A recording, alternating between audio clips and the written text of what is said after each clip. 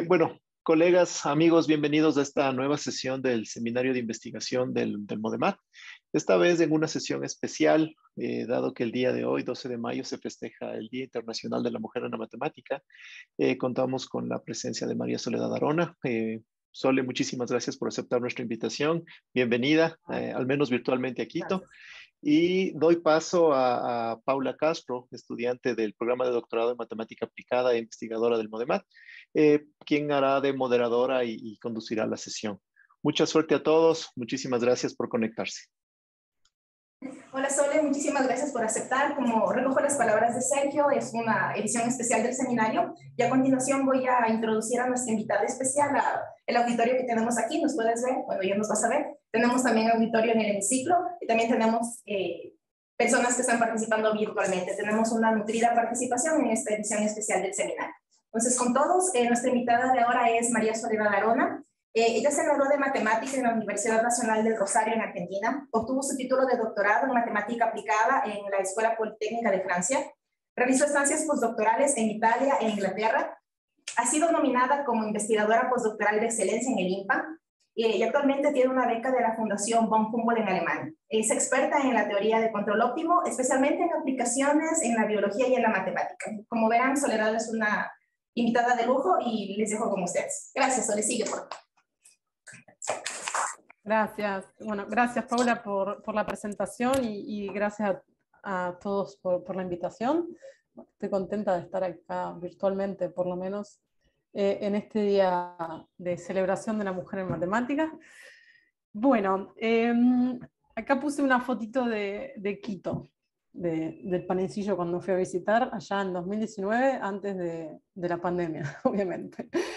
Bueno, voy a hablar un poco sobre control óptimo. Me pidieron que arme la charla un poco más general porque iba a haber gente de la licenciatura, entonces, bueno, traté de hacer eso, saben que no es fácil, así que vamos a empezar por una cosa súper simple, que es dar una introducción al control óptimo, y después voy a mostrar de una forma no tan técnica cuáles son los problemas que me interesan y algunos problemas que están abiertos.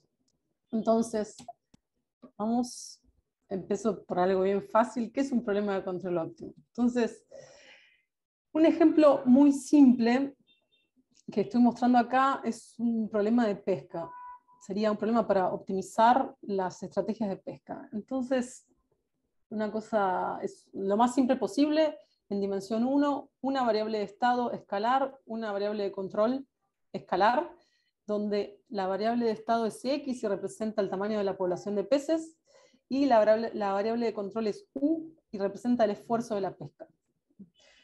Entonces, el costo acá que vamos a querer optimizar es la ganancia en un intervalo de tiempo dado 0t. Entonces, ¿cómo escribimos esto? Vamos a hacer lo siguiente. Consideramos la dinámica, que es esta ecuación que está aquí. Entonces, la dinámica es una ecuación diferencial que si la podemos separar en dos partes. Si quieren, por un momento nos olvidamos que está el control U, o sea, nos olvidamos de esta parte, ¿okay? Miramos la otra, y la otra es una ecuación logística, ¿okay? En el tamaño de la población de peces. Entonces ahí el parámetro R es la tasa de reproducción de los peces, y hay una mortalidad, o lo que se dice capacidad del ambiente, que es este número K, ¿okay? Significa que la población no puede crecer más allá de K, y si comienza por un valor inicial arriba de K, va a tender al valor K. Entonces, como una clásica ecuación logística. Bien, entonces ahora a esa ecuación logística que representa la dinámica natural de la población de peces le agregamos un control, que es una función U de t, bien, que representa el esfuerzo de pesca. Entonces pescamos, que sería retirar peces del ambiente donde está, el mar o una piscina. Bien, entonces esta variable U es donde nosotros tenemos decisión, ¿no? Va a ser una función entre 0 y una cota Umax, ¿bien? Que es una cota superior dada por las características del problema o de la empresa pesquera o lo que sea. Bien. Después, obviamente, muy lógicamente, vamos a agregar una restricción de que el tamaño de la población de peces sea siempre no negativo para que tenga sentido el modelo. Y por último, bueno, tenemos algunos detalles, tenemos condición inicial fija y condición final libre, que también se puede cambiar eso, ¿no? Podemos pretender que en un intervalo de tiempo no vaciemos la piscina o el mar donde estamos, sino que al tiempo final haya por lo menos una cierta cantidad de peces. Entonces son cosas que se pueden ir modificando. Pero básicamente esto es un problema de control, entonces tenemos dos protagonistas que son X, que es la variable de estado, que está sujeta a una dinámica, y en la dinámica tiene influencia este control U. ¿Bien? Por otro lado, el costo, que todavía no comenté, en el costo entran X y U. ¿Bien? Acá tenemos un costo integral, y lo que estamos optimizando es la venta de los peces menos el costo de pesca. ¿Bien? El costo de pesca tiene este factor que depende del tamaño de la población, depende inversamente proporcional al tamaño de la población de peces, que tiene cierto sentido, porque mientras más peces hay, más fácil, más barato es pescar. Bien, entonces, eso para empezar un problema bien simple. Obvio, toda la audiencia que ya sabe de control óptimo, perdonen si es demasiado simple. Después las cosas capaz van a ser más interesantes para la gente que ya sabe control. Bien, entonces vamos a seguir con otro problema para que identifiquen bien la estructura. Acá este es un problema bien clásico, uno de los problemas iniciales de la teoría de control óptimo, es sobre el movimiento vertical de un cohete espacial.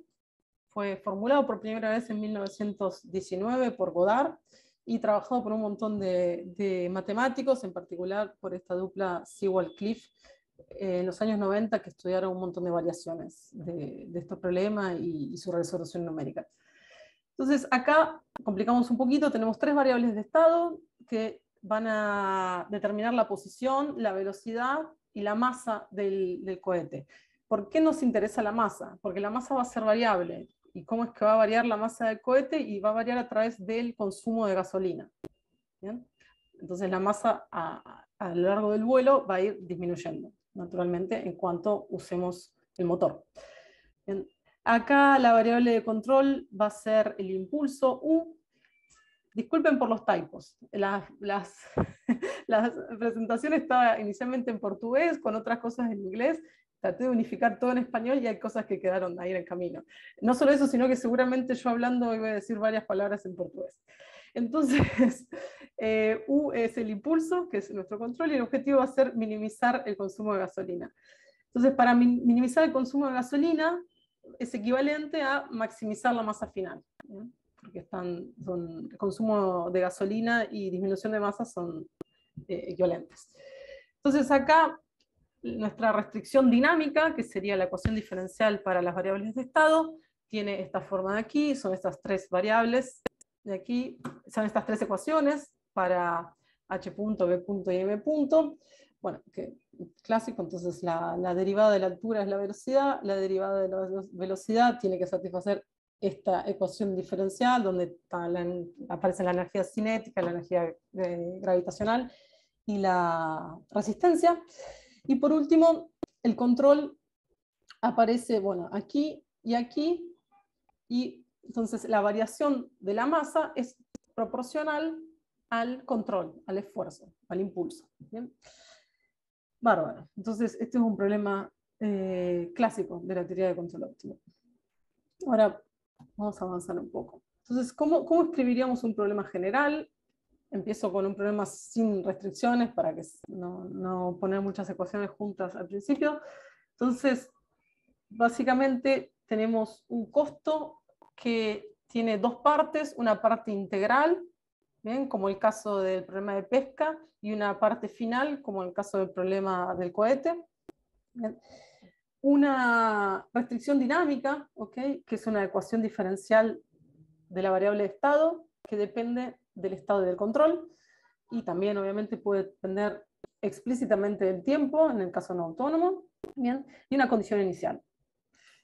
Acá Entonces la variable de control en general es una función de L1, o a veces del infinito, una función integrable entonces, y con eso la solución de la ecuación diferencial, que es la variable de estado, o que también es llamada de trayectoria, es una función absolutamente continua.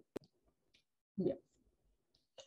Ahí complicamos un poquito, agregamos cosas, ¿tá?, para incluir algunos de los aspectos que estaban en los problemas que mostré, y podemos agregar entonces restricciones finales y restricciones en el control.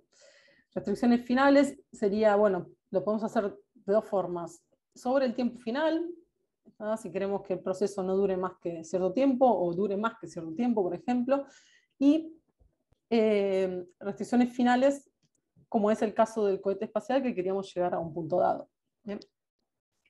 En general, pero no siempre, en general el problema, el conjunto donde están los valores del control, o sea que este de aquí, donde puedo escoger los controles, es un conjunto compacto de RM. Dije en general porque también las cosas se pueden complicar un poco, podemos considerar todo RM o conjuntos abiertos, que también vamos a hablar un poco de eso hoy, pero bueno, la idea es que en un montón de modelos ese conjunto es compacto, y eso facilita todo lo que tenga que ver con existencia de control óptimo, o sea, todo lo que tenga que ver con existencia de solución de este problema de optimización. Hay otros tipos de restricciones que pueden ser consideradas, y las más comunes son estas dos. La primera, esta de aquí de la izquierda, es una restricción pura en el estado o en la trayectoria, que de hecho yo puse una en el problema de pesca, que era x mayor o igual que 0, o sea, el tamaño de la población de peces siempre no negativo. ¿Bien? Y otro tipo de restricción que existe y que se usa bastante también son restricciones de tipo mixtas, que es cuando en una misma ecuación aparecen el control del estado.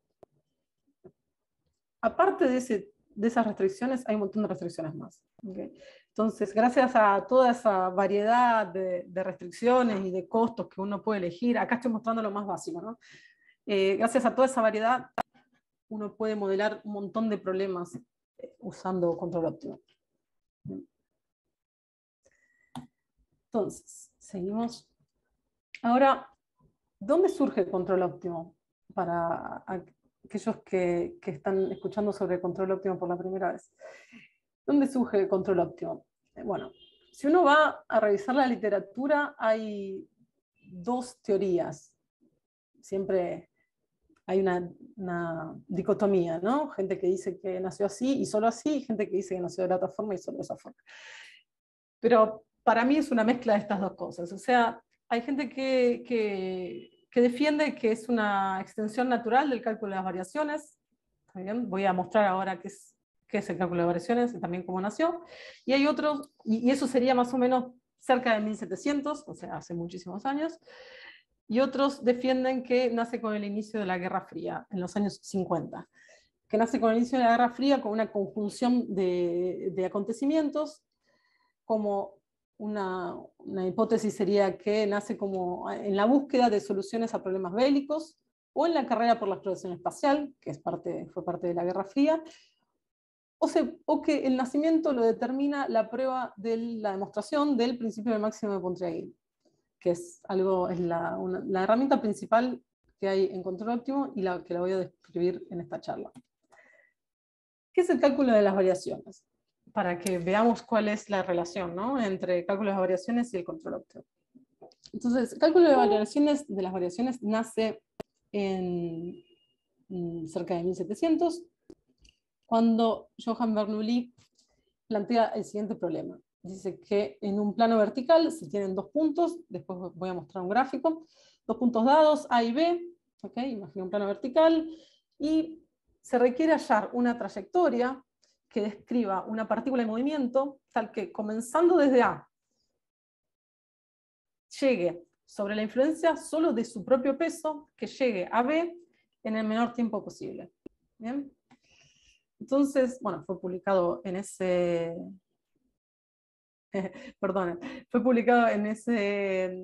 revista, y ahí la figura falló, pero hay una figura en la próxima slide, disculpen. Entonces, esa sería la cuestión. El punto A es este de acá arriba, así, y el punto B es este de aquí. ¿Bien? Y aquí está la partícula, la representación de la partícula. ¿Bien?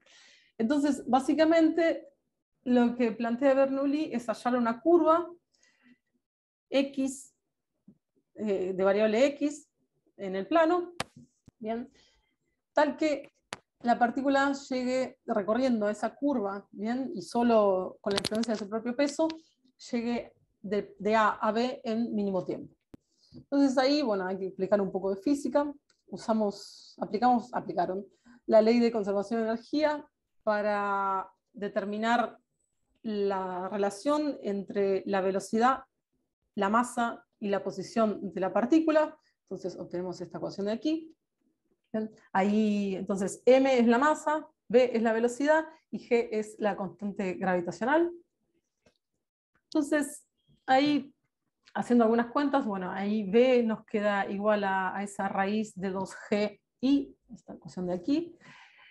Después, como hay que calcular el tiempo de recorrido, lo que hay que integrar es 1 sobre b, siempre teniendo en cuenta que la variable de tiempo ahí va a ser la longitud de arco. Bueno, cosas básicas de geometría diferencial que no tienen por qué acordarse, pero esa es la idea. Entonces hay que integrar esta cantidad. Cuando hacemos la cuenta, entonces el tiempo final nos queda igual a esto que aparece aquí, que después de un cambio de variables nos viene esta expresión.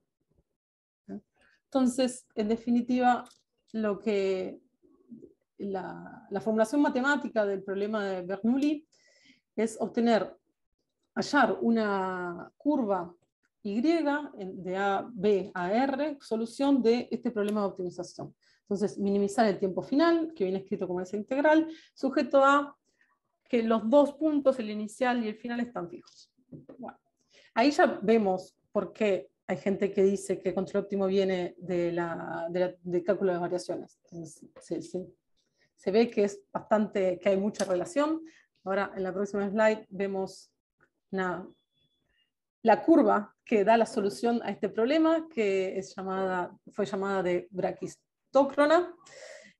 Y muestro este GIF que saqué de Wikipedia, que me parece que está bueno. Entonces, lo que va a hacer, a ver, vamos a ver. Me encanta que está fallando. Y ya sé por qué falla. Porque no usé la Acrobat. Voy a abrir un segundo, me dan un segundo, abro la Acrobat. Así muestro esta... A ver. Y después creo que voy a seguir trabajando con la Acrobat.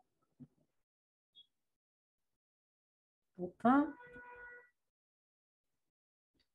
Vamos. Disculpen. ¿Ahí pueden ver? Sí. Parece que sí, estoy acá viendo el iPad. Y por último...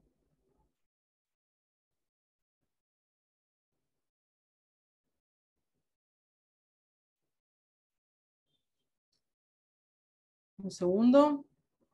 Bueno. No me está aceptando... disculpen. No me está aceptando ponerlo en pantalla completa. Bueno. Así que me quedo así. Creo que no hay problema. Entonces, este es el problema. Bien. Esta es la solución, disculpen, voy para acá. Ahí está. Bien.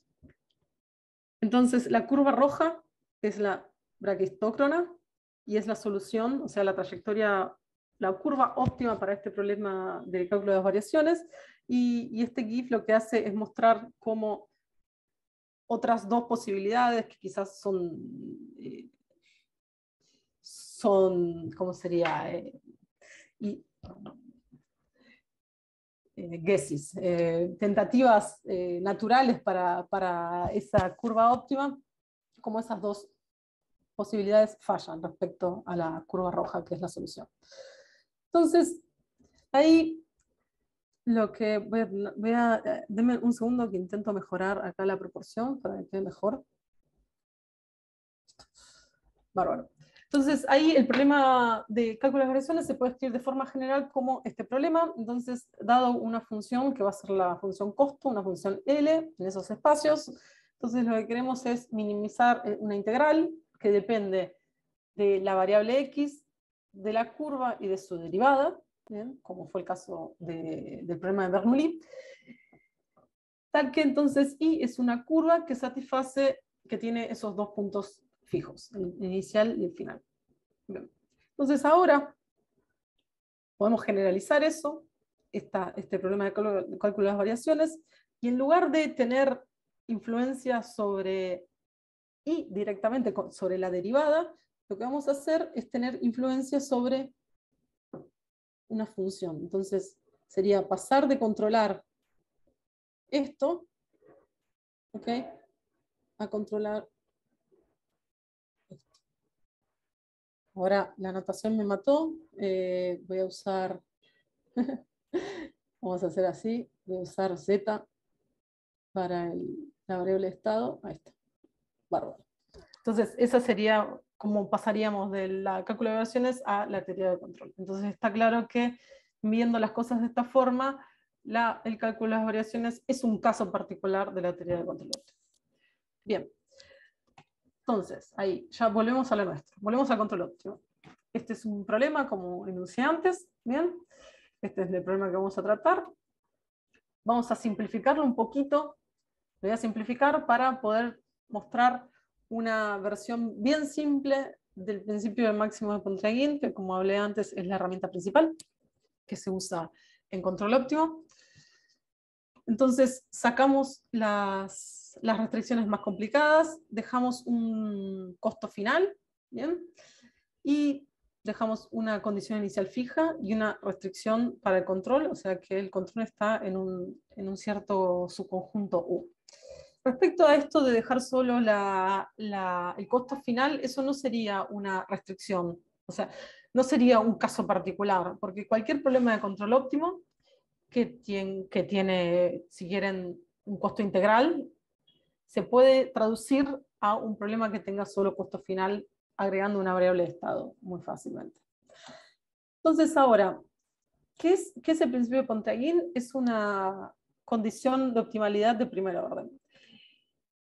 Esa condición de optimalidad, que sirve para resolver el problema de forma analítica o numérica, la podemos deducir formalmente del principio de multiplicadores de Lagrange, pero formalmente, no es una aplicación realmente, no es una derivación real lo que pasa en Pontryagin. Pontryagin fue probado de otra forma, pero acá, para esta charla, les quería mostrar cómo se puede deducir a través de la regla de multiplicadores de Lagrange, para que tengamos una idea de dónde salen las ecuaciones.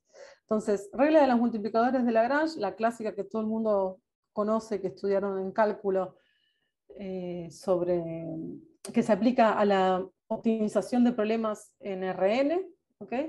Entonces se define siempre un lagrangiano, donde colocamos el costo y las restricciones.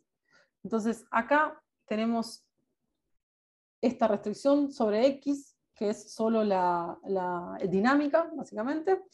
Entonces, la dinámica sería una restricción que existe en cada punto T.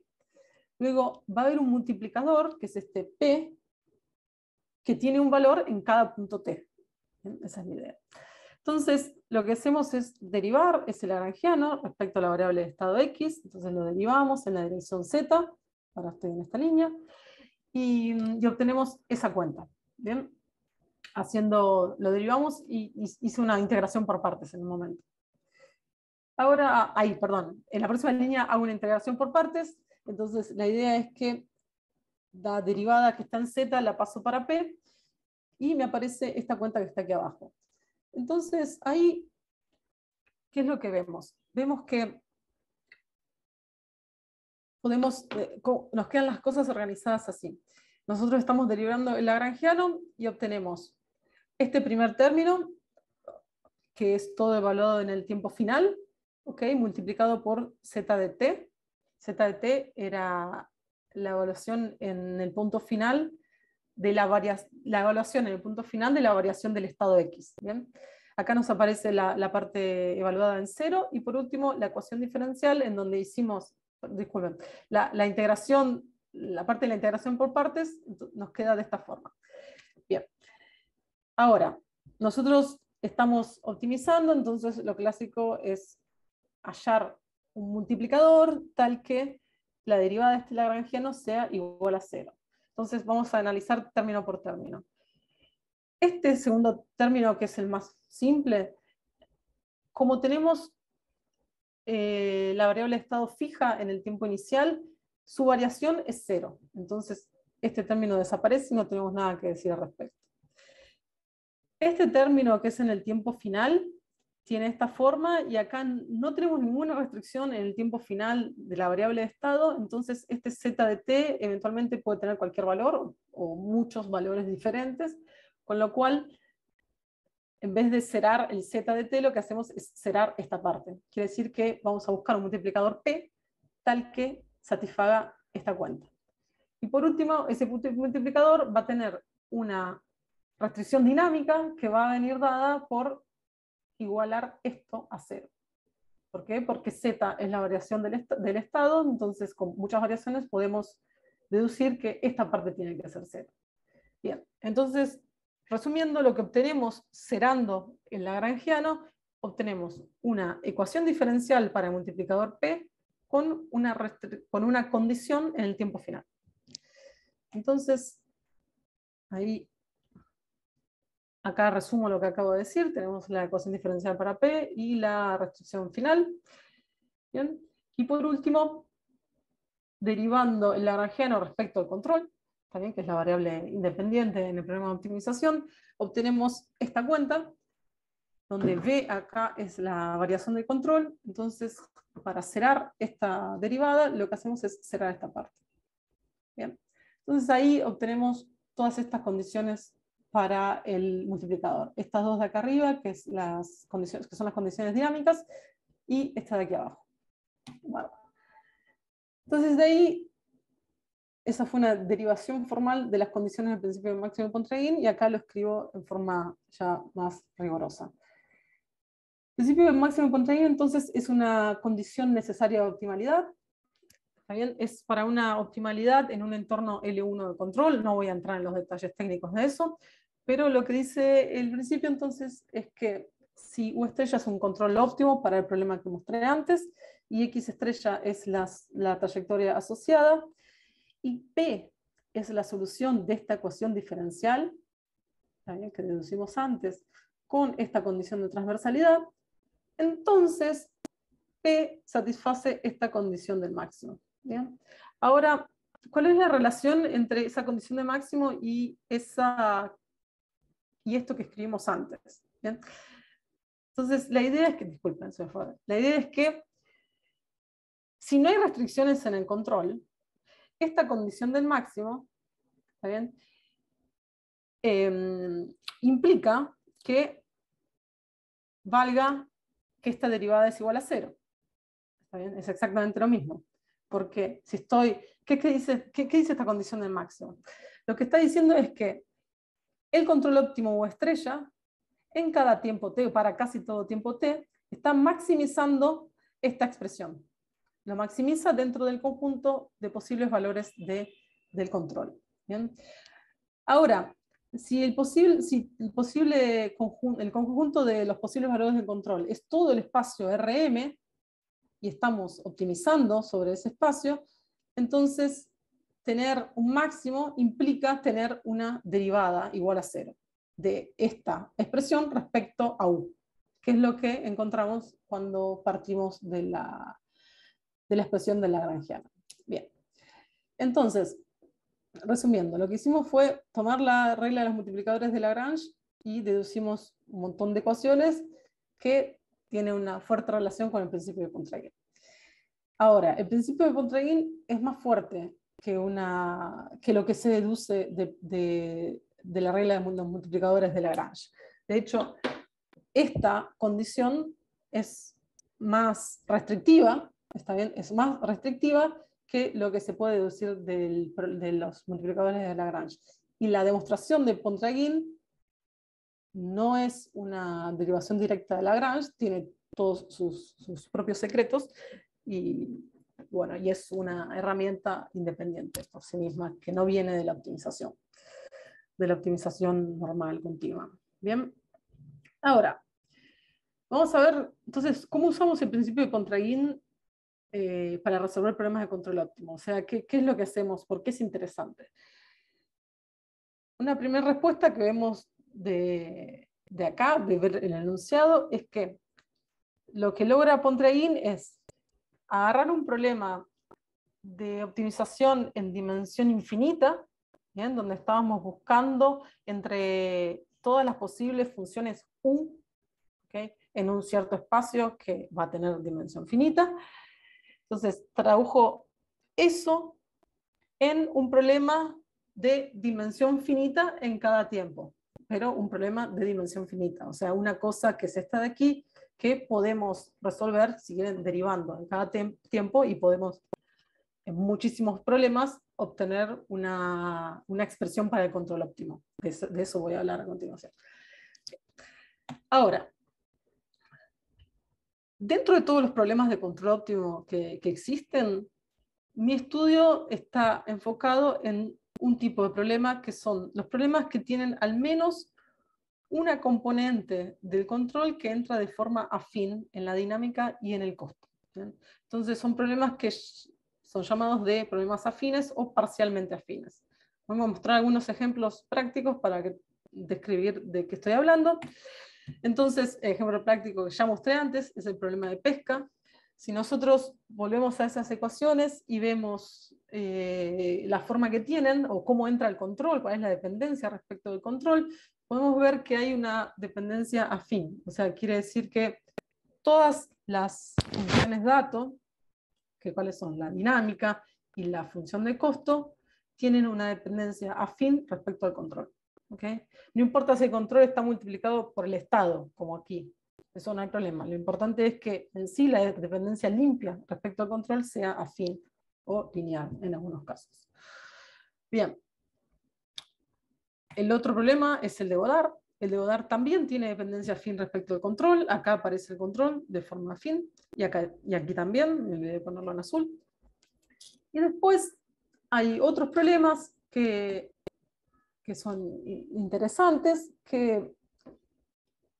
donde en lugar de aparecer que todas las variables de estado aparezcan disculpen, que todas las variables de control aparezcan de forma afín, son problemas en donde algunas aparecen de forma afín y otras de forma no lineal. Pero esos problemas son tan complicados de tratar como aquellos de forma afín. Entonces, voy a mostrar un poquito sobre eso.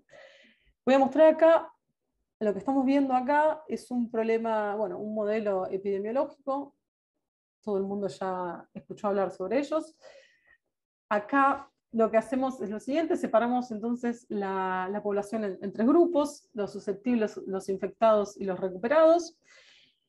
Y además de la dinámica epidemiológica que ya muchos conocen, agregamos dos controles, o sea, dos controles externos, que van a ser vacunación y tratamiento. ¿Bien? Entonces, tenemos este siguiente diagrama. La población entra con una cierta función f, que aquí ya está determinada. La función f está reemplazada por esta ecuación. Bien. Y disculpen. Sí, acá puse la ecuación para la población total. Bueno, también es válido. En vez de poner la ecuación para R, pongo la ecuación para la población total. Es equivalente también porque la población total es S más I más R, entonces siempre podemos eliminar una de las variables. Bien. Entonces, un susceptible puede morir, obviamente, con mortalidad M, o infectarse cuando entra en contacto con un infectado, o vacunarse. ¿Ok? Ir de S para el compartimento R a través del control V. ¿Bien? Y ahí luego tenemos los infectados, que pueden tener una muerte no relacionada con la enfermedad de la que estamos modelando, ni hablé cuál es la enfermedad. Una muerte por causa de la enfermedad, bien, que sería esta delta, y puede ser tratado o recuperado naturalmente. Tratado va a ser a través de este control U, que es el tratamiento. Por último, una persona que está en R se puede puede volver a los susceptibles después de una cierta cantidad de tiempo. Entonces acá no puse las flechas volviendo, pero puse un menos acá. Entonces DR puede ir con la tasa menos ρ, volver para los susceptibles. Por eso el nombre del modelo es SIRS, o sea, puede volver para ese.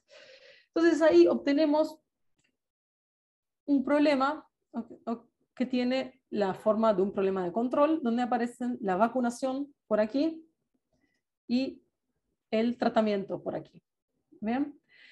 Ahora, para que sea un problema de control óptimo, falta el costo. El costo depende obviamente de las intenciones que tenemos, del objetivo que tenemos para determinar las estrategias de vacunación y de tratamiento.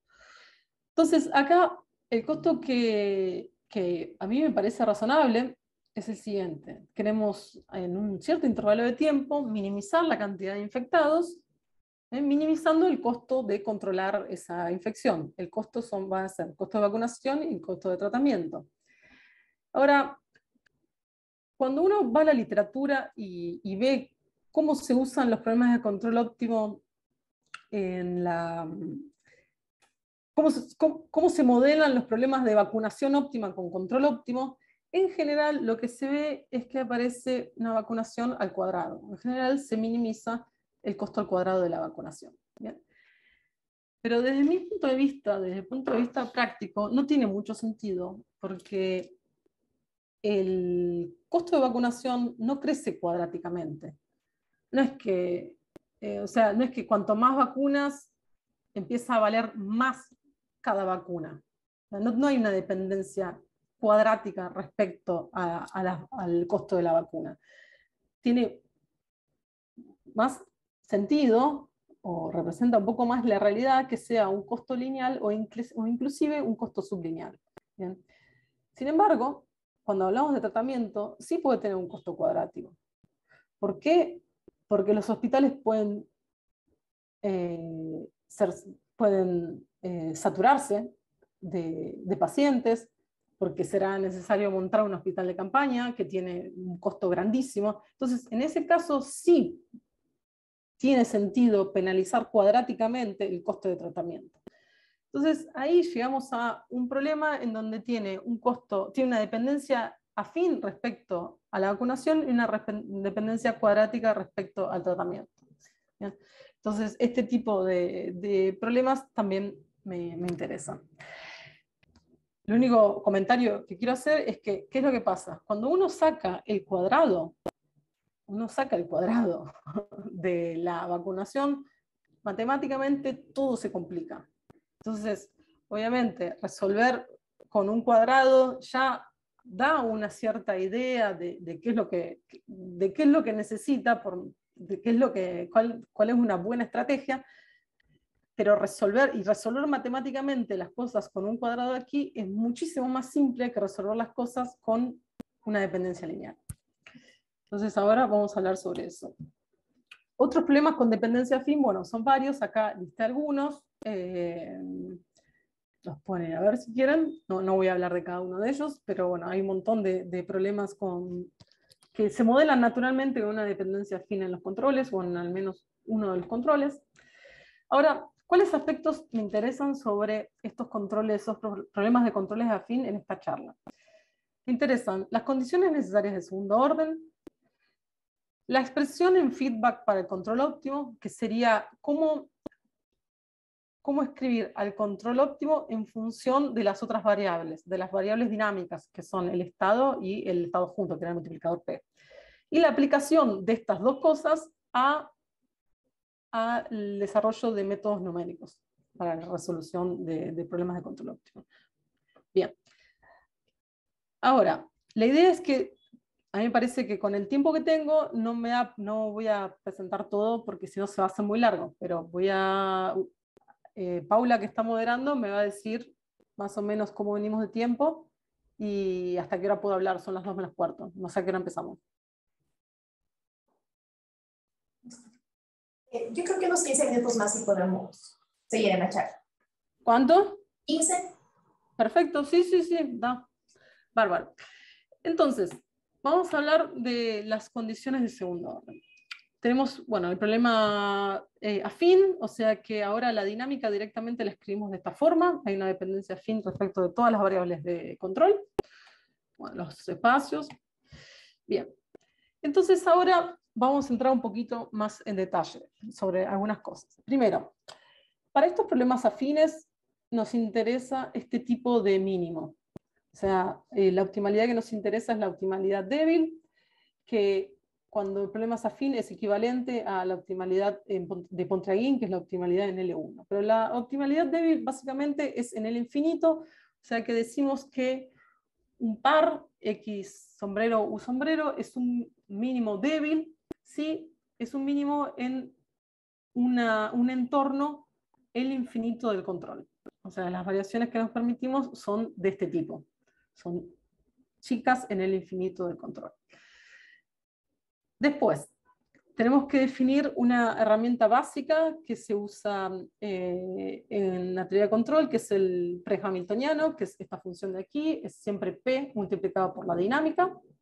Bien, después voy a mostrar cómo queda el principio de Pontryagin escrito con esta función pre-hamiltoniano. Y por último, el lagrangiano final, que incluye el costo final y todas las restricciones finales del estado. Bien. Entonces, con estas dos funciones, escribimos de nuevo el principio de Pontryagin, ya de una forma más completa y un poco más complicada. Entonces, si X sombrero U sombrero es un mínimo débil, Pontryagin establece que existe un multiplicador, ahora ya tiene más componentes, entonces el alfa está asociado a las restricciones de desigualdad, beta a las de igualdad y P a la restricción dinámica. Entonces existe un multiplicador que puede ser normalizado, tal que valen las siguientes condiciones. Vale la ecuación adjunta, entonces acá lo escribimos en función de h, pero si recordamos lo que teníamos antes, esto era igual a, esto era menos pfx. Después, la condición de transversalidad, entonces eso ya sabían, es parecido a lo de antes, nada más que ahora en vez del costo final, ya tenemos más cosas metidas acá dentro de este lagrangiano. Y la condición del mínimo. ¿Bien? Ahora estoy minimizando, entonces ahora es un mínimo, antes está maximizando, era un máximo, entonces tenemos esta condición de mínimo. ¿Bien? Que acá, como estamos en el caso afín, es equivalente a, estamos en el caso afín sin restricciones, esto es equivalente a HU igual a 0, o lo que teníamos escrito antes, habíamos escrito antes que era PFU igual a 0. Bien, ahora, ¿cómo hacemos para calcular realmente control óptimo usando Pontryagin? Entonces, la idea es que a través de esa condición del mínimo, saquemos información sobre el control. De nuevo, repito lo que dije antes, como no hay restricciones, entonces tenemos que la derivada del pre-hamiltoniano respecto a U es igual a 0. Bien, el pre-hamiltoniano tenía esta forma, o sea que la derivada igual a 0 en cada componente quiere decir que P por FI era una función de X, es igual a 0. ¿Qué es lo que pasa? Que en estos controles afines, esta expresión no depende del control. ¿Bien? Esto es PFI, FI es solo una función de X. No depende del control, entonces si no depende del control no podemos sacar información sobre el control a partir de esa ecuación. O sea que así, a simple vista, el principio de Pontryagin no nos da información explícita sobre el control. Y esa es la dificultad que presentan los problemas que son afines en el control. ¿Bien? Pero bueno, ahora, una vez que tenemos esta expresión de aquí, que es igual a 0, al no depender del control, lo que pasa es que nos permite derivar una vez más esa ecuación. ¿Por qué? Porque tanto P como X son diferenciales respecto del tiempo. Entonces, derivamos y la ecuación se mantiene igual a 0 y obtenemos esta ecuación. ¿Bien? Bárbaro. Acá hay una notación nueva que estoy introduciendo que, bueno, es muy simple. Estos corchetes se llaman corchetes de Lie, entonces significan esto, o sea, dados dos campos, FJ, FI, el corchete o el bracket de Lie se calcula de esta forma donde FI línea es la derivada o el jacobiano. ¿Bien? La misma cosa. pero se usa bastante esta notación porque simplifica las cosas y también tiene una interpretación geométrica de la que no voy a hablar hoy. Bueno, entonces ahora, seguimos. ¿Qué es lo que pasa? A lo largo de una trayectoria óptima, Go, que fue un matemático, perdón, es un matemático, demostró allá en el año 1966 que a lo largo de la trayectoria óptima estos valores son iguales a 0. O sea que si volvemos aquí, todo esto va a ser igual a 0, con lo cual la expresión me queda mucho más compacta. Entonces, aplicando Go, vamos a obtener esto. Yo estoy tratando, recuerden, de obtener una expresión para el control óptimo. ¿Qué es lo que pasa? Esta expresión nuevamente no depende del control. Solo depende de P y de X. Entonces podemos derivar de nuevo. Derivamos de nuevo y obtenemos ya ahora una cosa más compleja, pero que aparece donde aparece el control. Y ahora sí, ya no hay condiciones necesarias que determinen que esto sea igual a 0. De hecho, este coeficiente que aparece aquí, que es una matriz que multiplica el control, en general es semidefinido positivo. Ahora, escribimos esta ecuación de forma más compacta. Lo que obtenemos entonces fue una cierta matriz multiplicada por el control más un cierto vector igual a 0, donde el vector tiene esta fórmula. Bien. Entonces, como dije antes, esa matriz que multiplica el control es una matriz particular que se sabe que a lo largo de una trayectoria óptima, ella es siempre semidefinida negativa. ¿Bien? Entonces, si fortalecemos un poco más esa condición y escribimos lo que sería la condición fuerte relacionada, o sea, si en lugar de ser semidefinida negativa, suponemos que es definida negativa, entonces el control lo podemos escribir en forma de feedback. A partir de la ecuación anterior, podemos escribir a U como de esta forma, con lo cual vamos a escribir a U en función de X y de P, de las otras dos variables que son las variables dinámicas. Bien. Repasando. Para poder obtener esa expresión para el control, necesitamos varias cosas. Necesitamos probar la condición de Go y esa condición de Legendre-Clebsch que mostré antes. Ahora, ¿en cuáles situaciones fueron demostradas esas condiciones? Bueno, en pocas. O sea, por más fácil que parezca tratar un problema afín en el control, esas condiciones fueron demostradas en algunos contextos, en el contexto sin restricciones de control, por Go en el 66 y algunas extensiones en esa dirección por Agrayev y Sashkov más recientemente, con restricciones en el control de este tipo, o sea, cotas en el control. Demostramos una extensión en 2012 con Bonanz, Lotito y Mitruk, y otras extensiones fueron mostradas siempre con una restricción de este tipo por Frankowska y Tonon en un año después. Y después tenemos un resultado también con Bonanz y con Go en particular, donde pudimos agregar una restricción escalar de estado. Pero ahí nos tuvimos que restringir a un caso con un problema con control escalar y una restricción escalar.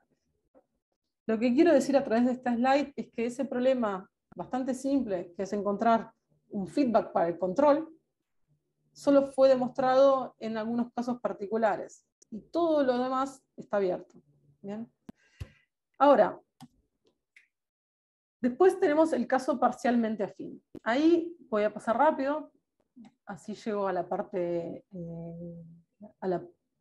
numérica. Ahora, entonces la idea es que en vez de tener toda una dependencia lineal, tengo también dependencia no lineal. Entonces el B va a ser el control que entra de forma afín y el W es el otro control. Acá sería el B, sería la vacunación en nuestro ejemplo, el W el tratamiento. Entonces ahí todas esas cuentas que hicimos, que mostré antes para buscar la expresión en feedback del control, se puede hacer acá, tiene algunas complicaciones, ¿ok? Pero básicamente uno lo que hace es obtener primero una expresión para el control no lineal, bien, a través de la ecuación esta HW igual a 0, cuando es no lineal esto sirve, y después una expresión para el control lineal usando las cuentas que hicimos antes, que era agarrar la ecuación, la condición de Pontryagin y derivar 2 veces respecto al tiempo. Entonces se puede hacer unas cuentas para obtener una expresión para el control, en este caso parcialmente afín. ¿Bien? Entonces, lo que se obtiene, lo que tenemos son estas 3 situaciones. Cuando el control es no lineal, Pontryagin nos da esta cuenta que, si suponemos que este hessiano es definido positivo, de esta cuenta, aplicando el teorema de la función implícita, podemos encontrar el control como función de x y de p. Cuando hay dependencia afín en todas las componentes de control, las cuentas son diferentes. Hay que derivar 2 veces respecto al tiempo esta ecuación, suponer que otra matriz es no singular, y ahí obtenemos una expresión para el control en forma de feedback. Cuando solo algunas componentes entran de forma afín y las otras no lineal, es una combinación de los otros pasos. Bien. Ahora, ¿cómo se aplica esto a la resolución? Obviamente, está claro que eso nos da información analítica. Esa información analítica ya sirve, ya es útil per se. Pero también sirve para escribir un método numérico. ¿Bien? ¿Cuál sería la idea? Nosotros podemos escribir entonces los controles, que son las variables algebraicas, en función de las variables dinámicas, que son x y p.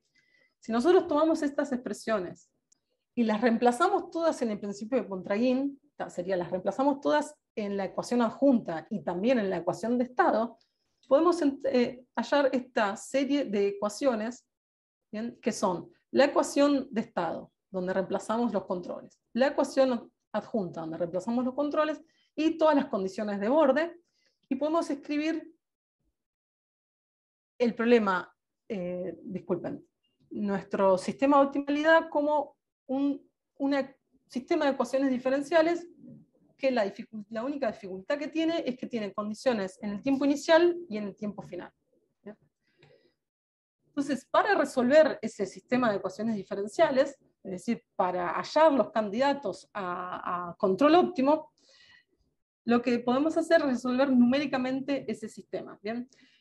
Entonces, resolver numéricamente ese sistema equivale a hallar condiciones iniciales y un multiplicador tal que todas estas condiciones finales sean iguales a 0. Entonces nosotros, ¿qué hacemos? Damos condiciones iniciales, x0, p0 y un multiplicador, hallamos las soluciones asociadas x y p, las inyectamos en estas condiciones y buscamos el 0 de esa función.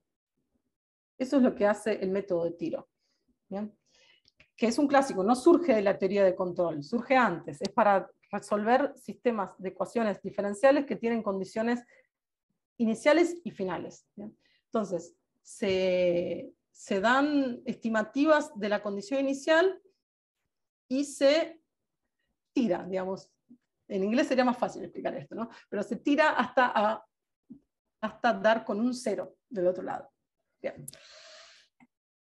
Entonces, la idea es encontrar raíces de la función de tiro a través, bueno, podemos usar el método de Newton cuando este sistema es cuadrado, el método de Gauss-Newton cuando no lo es, y la idea es que podemos formular todo lo que hicimos en un problema con dependencia afín si valen estas condiciones fuertes de Legendre-Clebsch que mostré antes. Entonces, para cerrar, solo faltan 2 slides, volvemos al problema epidemiológico. Bien. Muestro rápidamente qué es lo que hacemos, o sea, queremos resolver numéricamente, ese problema era parcialmente afín al control. Volvemos aquí, hacemos un montón de cuentas, la idea es que podemos escribir el control afín, podemos obtener una ley de feedback para ese control afín y para el otro también. ¿Bien? La idea es que podemos obtener una ley de feedback haciendo cuentas con derivadas y corchetes de Lie. Todo eso lo ponemos en la... podemos escribir entonces una función de tiro y resolver numéricamente, y encontramos la solución. También la solución óptima, numéricamente, lo que hicimos acá fue comparar la solución que encontramos a través del método de tiro, que es aquella en azul, con la solución que encontramos usando otro solver para control óptimo, que lo que hace es discretizar directamente y no pasar por Montraguer. No, lo que mostramos acá es que hay una precisión mayor cuando se usa tiro. Bien. Para concluir, entonces, cuando hay dependencia lineal respecto a por lo menos una componente del control, entonces se requieren una serie de condiciones de optimalidad para encontrar el control en forma de feedback y poder hacer algo analíticamente con ese control, con ese problema, o no solo analíticamente, o escribir un método de tiro, por ejemplo. Las condiciones que se necesitan son las de Go, esta condición aquí, que es la segunda condición de Go que mostré antes también, pero pasé un poco rápido, y las condiciones de Legendre-Clebsch. Estas condiciones fueron probadas solo en casos particulares, entonces el problema general permanece abierto. Otro problema que está aún más abierto que este de acá, o sea, que este del feedback, es el problema de las condiciones suficientes de segundo orden, que obviamente no voy a hablar hoy porque no lo incluí en la charla porque no había tiempo. Pero para el caso afín o parcialmente afín, el problema de condiciones suficientes, o sea, condiciones que nos digan este es realmente el control y no un candidato solamente, es un problema bastante abierto. Listo, acá están las referencias y agradezco mucho la atención. Sole, muchísimas gracias por tu charla, estuvo súper interesante. Perdonen si me hablé unos 5 minutos más, me parece, o más. No te preocupes, yo me distraje, estuvo bien interesante, por eso me distraje. No sé si es que alguna de las personas aquí o en el otro auditorio tiene alguna pregunta. Aquí pueden hablar. El micrófono está activado. En el caso de que no parece están un poco tímidos, yo puedo empezar. Tengo más bien es una curiosidad. Tú mencionabas que en este caso del problema de la vacunación, cuando la vacunación está al cuadrado, pero es verdad, no tiene mucho sentido esto de poner el cuadrado, y le quitas el cuadrado a la variable de vacunación, el problema se hace mucho más difícil. Se hace difícil justamente, o sea, lo que yo entendí, quiero como una confirmación, se hace difícil porque el problema se vuelve un problema de control afín, y al momento de aplicar el problema del principio del máximo de Contreguín ya no me da información y tengo que hacer este nuevo proceso que no tendría que hacerlo si es que la variable sí fuera cuadrada, ¿verdad? Exacto, sí, exactamente. Se hace mucho más difícil, ya necesitas después chequear que podés obtener información sobre el control, o sea, pasás al framework que yo mostré acá, entonces tenés que chequear que la condición de Go vale, que la condición de Legendre-Clebsch también vale, en el caso de que quieras escribir un feedback, y después la resolución numérica, a menos que uses un método directo, la resolución numérica a través del shooting, por ejemplo, también se complica porque la formulación es completamente diferente. Listo, gracias. Sí, eso era... Eso pensé, Sí. pero necesitaba confirmación. No sé si aquí en el auditorio tienen alguna pregunta. Ya, Pedro, Pedro. Hola, Pedro. Hola, ¿cómo estás? Gusto en saludar. Muy bien, gracias. Muchas gracias por la charla. Mi pregunta iba en función de la obtención de los controles feedback. No sé si el momento en que ya tienes una expresión para el control, se puede analizar regularidad extra para el control en función de esta representación. Sí, totalmente. Sí, no es algo que me haya concentrado mucho. A veces me pongo a ver, o que la gente, ¿no? En general que trabaja con estos problemas que me interesan, no he visto que nos pongamos a estudiar particularmente esa cuestión, pero sí a veces deducimos regularidad extra porque tenemos que seguir derivando, entonces necesitamos que esa regularidad extra sea satisfecha. Pero es verdad que como un byproduct, como una consecuencia, lo que se obtiene es que el control en muchos casos es igual de regular que la dinámica, que el estado. Sí. Muchas gracias. De nada. No sé si es que existen aquí más preguntas o tal vez en el auditorio, en el hemiciclo o nuestros asistentes virtuales. Acá tenemos una pregunta, ¿me escuchas?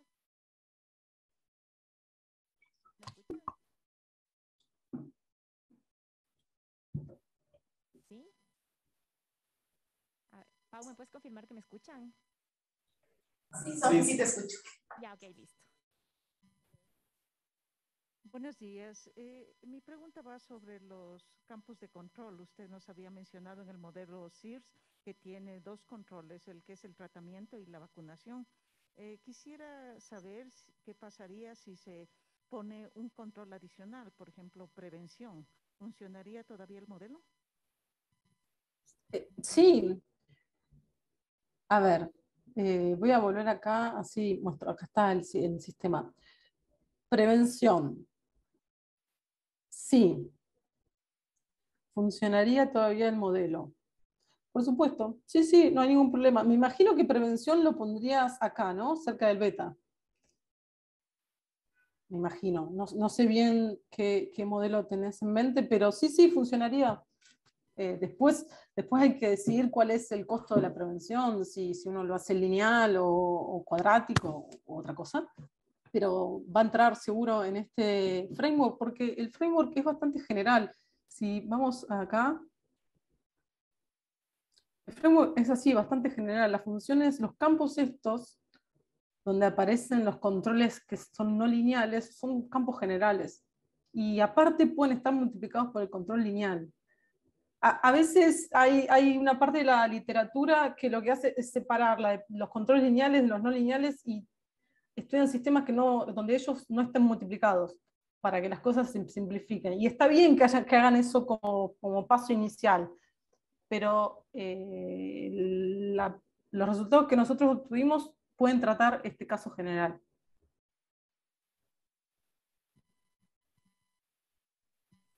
Solo muchísimas gracias. No me da tiempo ya que tenemos una agenda, vamos a seguir. Muchísimas gracias por tu presentación, nos gustó mucho. Creo Gracias. que a los asistentes aquí, a los asistentes allá, a nuestros asistentes virtuales. Entonces, eres más que bienvenida cuando estés en Quito nuevamente. Bienvenido a una charla presencial. Gracias. Gracias. Mil gracias a todos. Y sigan disfrutando ahí del 12 de mayo. Bueno, adiós. Chao, Sol. Chao. Chao, chao.